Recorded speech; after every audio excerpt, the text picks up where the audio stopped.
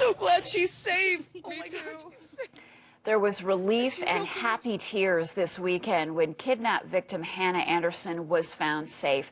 An extensive 6-day manhunt that started with the discovery of the girl's mother and 8-year-old brother murdered in California ended when the FBI shot and killed suspect James DiMaggio in the Idaho wilderness. While she's now out of danger, Hannah will still have to cope with what happened to her and to her family. Here now to discuss what lies ahead is clinical psychologist Katy Kamkar. Good morning. Thanks for being with us. Thank you. Can't even imagine what this young woman is going through. The last week has just been beyond traumatic for her. Where does she start with her recovery?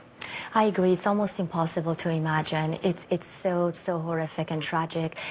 This is that really of a complex trauma that can really shatter a person's sense of safety, sense of security, really this profound sense of self, and then in turn lead to feelings of vulnerability, feelings of helplessness and sadness and fear.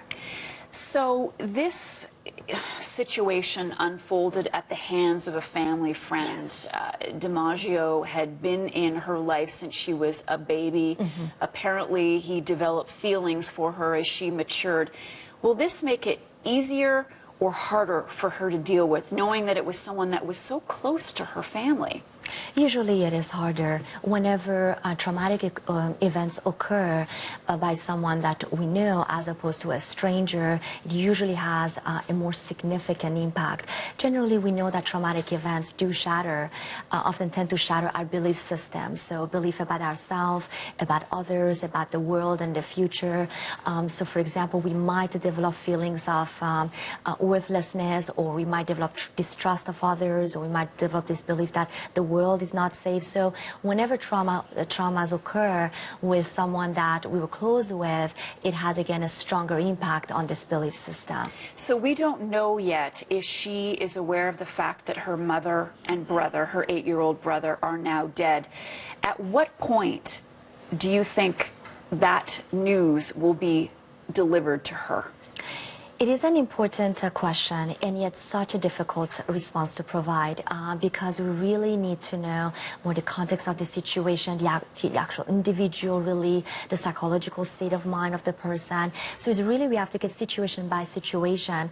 But one really factor here to know is that the public knows, everyone knows that her mother and the brother are no longer there. So if this information is not provided to her immediately, it's just going to be a matter of time before she finds out. So it is usually safest that she is provided with that information by loved ones, and that she's surrounded by loved ones when, again, she's informed of it. Now, she was spotted with this man, DiMaggio, camping. He had taken her there. Horseback riders talked to them. They thought there was something not quite right with her because she seemed very shy and afraid.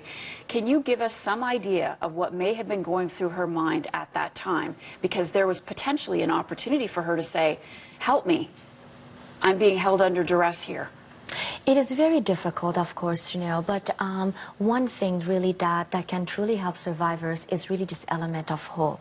This element of hope that, again, one day there will be this rescue and a sense of freedom.